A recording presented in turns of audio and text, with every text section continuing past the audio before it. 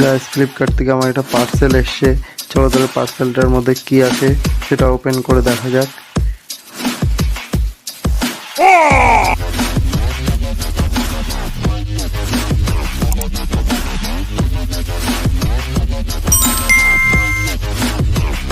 আমি যে ব্যাগটা অর্ডার করেছি সেই ব্যাগটা আমার কাছে এই দেখতে পাচ্ছ চলে এসছে।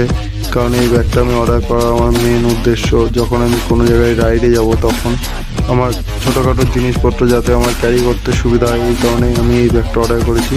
আর ব্যাগটা সত্যি খুবই ভালো। আর তোমরা যদি কেউ কিনতে চাও তাহলে ফ্লিপকার্ট থেকে তোমরাও কিনতে পারো।